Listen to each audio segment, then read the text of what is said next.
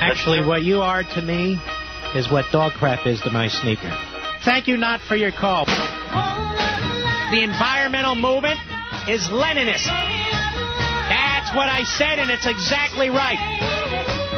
It's the 1960s New Left nut jobs all wrapped into one. Now, it's these crummy, creepy little bums who've aligned themselves with Obama and Reid and Pelosi.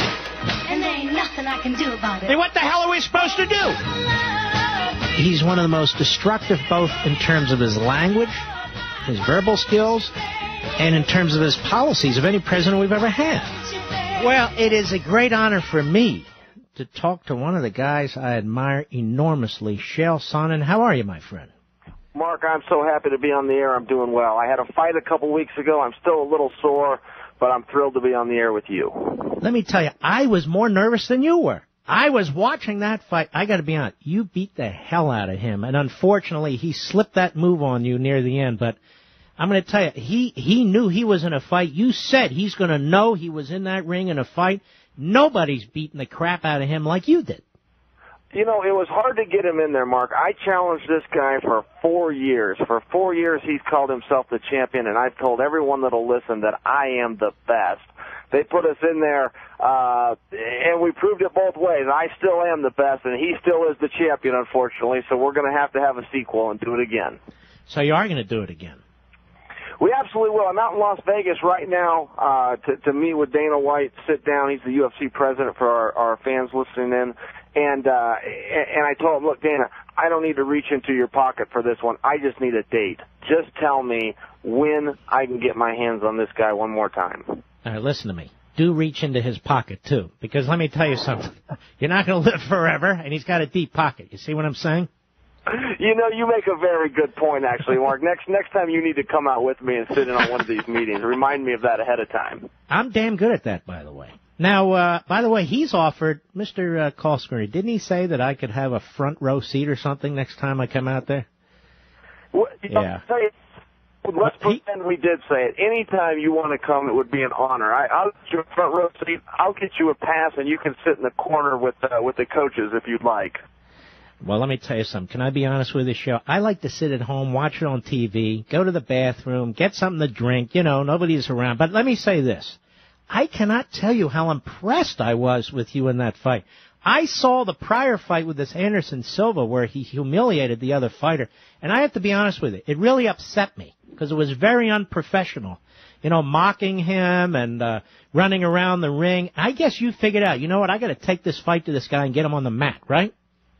I completely agree, and, you know, I agree with your assessment of his previous fight. I came from an amateur wrestling background, and sportsmanship is at the absolute forefront. I mean, there's even rules in the books. You can lose a point. You can lose team points if you do anything unsportsmanlike. So those behaviors were new to me. I'm not used to them. But at the same time, you know, it's like anything else in life. If you're dealing with a bully, you got to go back and bully him back, whether it's verbally or physically. You got to stand up to the guys on the playground, or you're going to get picked on. Now, when you went back to the to your what do you call it, to the room when you're after the fight and so forth? After these fights, I mean, you must hurt like hell. I mean, your nose was cut. Did you break your nose again? I fortunately did not. I did get some stitches on my left eye that are still in and healing up pretty well, and my eyebrow of my right eye I got some stitches. This fight was relatively painless. The punch numbers, I had landed 286 strikes. That's a record. He landed, yeah, it was a record. He had landed 11. So I was pretty fortunate pain-wise. But, you know, they're still I'm a little banged up. The fight was about 10 days ago, and I probably need another 5 or 6 days before I'll be able to get back into the practice room.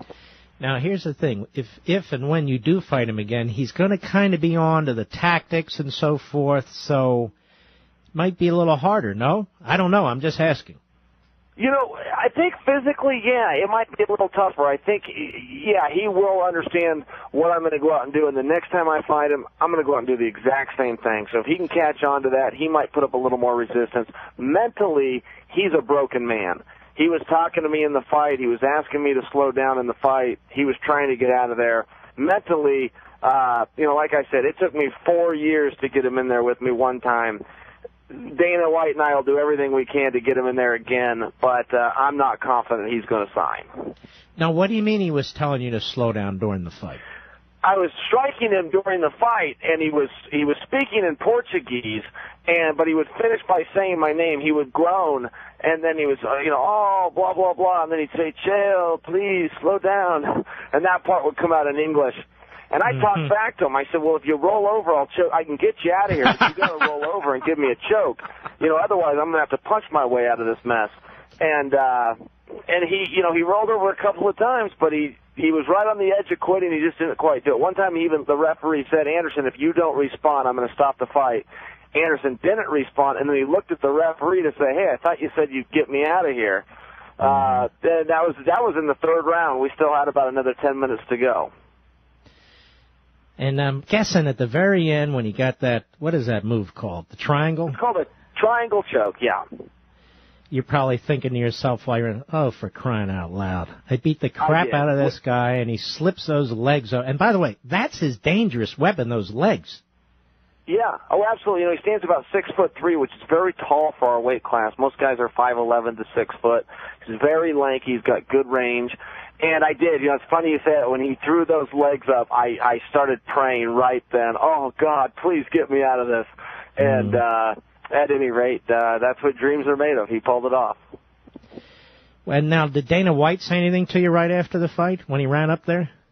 Dana was very excited with the match. Dana's number one priority as a businessman is excitement, and his number one priority as a fan, don't forget, Dana's a big fan of the sport, yep. His heart. He wants guys to go out and fight and push through adversity, work hard, and really leave it all in the ring. He does not hide that. And so he was very pleased. I didn't know at the time what a great match it was. A lot of people are now calling it the greatest fight in UFC history. It is the greatest fight I've ever seen, and I watch this stuff over and over and over again. Absolutely the greatest fight. Yep. It's a very big compliment. But I didn't realize that at the time, Mark. I was so fatigued, and I'd been roughed up a little bit, and until you go back and watch it, I really couldn't figure out why everybody was complimenting me in defeat. They were patting me on the back and going, guys, do you realize I lost that fight? Yeah, but I'm going to tell you why. Because this guy, nobody's ever hit him in the face before. I agree. And you hit him, and boom, he went down, and everybody, what the hell was that? He knocked him down. They're like, what? They didn't give you a chance, and you're in there pounding and pounding and pounding. I mean, it was stunning. It really was stunning. Now, let me ask you a question. Sure. Do you comment on other fights coming up or not really? Absolutely. You've got this Frankie Edgar, who I really like, going up against B.J. Penn. Now, obviously he beat B.J. Penn. B.J. Penn is an unbelievable fighter, but Frankie Edgar, nobody thought he could win except me, right, Mr. Call Screener? I said I think Edgar can win this thing. This is going to be quite a little fight, don't you think? This is going to be a great fight. B.J. Penn is as good as they say he is. They say he's one of the best pound for pound, and he is. In fact, Mark, in the rankings, B.J. is still in front of Frankie Edgar, even though Frankie's the champ and just defeated him.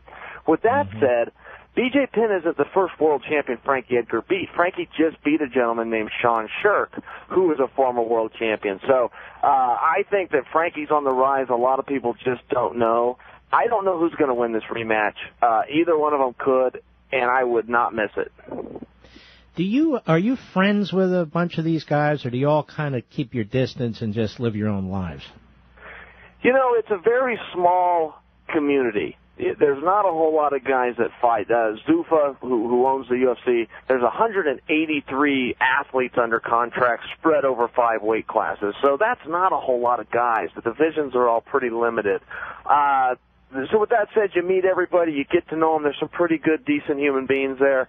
But you bring up another fair point where, there are no friends from 9 to 5. You're all out there with the same goal, and, there can be only one champion. And so if you're in this business, that's got to be the goal, to be the champion. So you do realize, as cozy as we want to get, we're probably going to have to do business together at some point. Well, I'm very, very proud of you. That fight was unbelievable, and And, I'm going to be rooting for you if this happens again. My fans love you all over the country, and I just want to salute. You're one tough guy. I really admire you, and God bless you, my friend. That is such a compliment from you. I just finished your book, Freedom and Tyranny. Liberty. I appreciated it, and if the whole world would just listen to you, we'd be in a lot better spot, Mark. Aren't you nice? All right, my friend. Well, God bless you. You take care. Thank you. Bye. Bye-bye. If you don't know anything about the UFC, I'm telling you, I don't get paid to do this. I'm telling you, it is unbelievable sport, and that is an unbelievable athlete. Am I right, guys? Yes or no?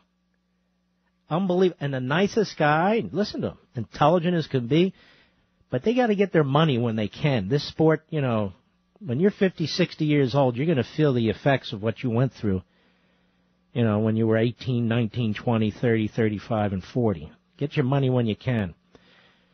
Chael Sonnen, thank you.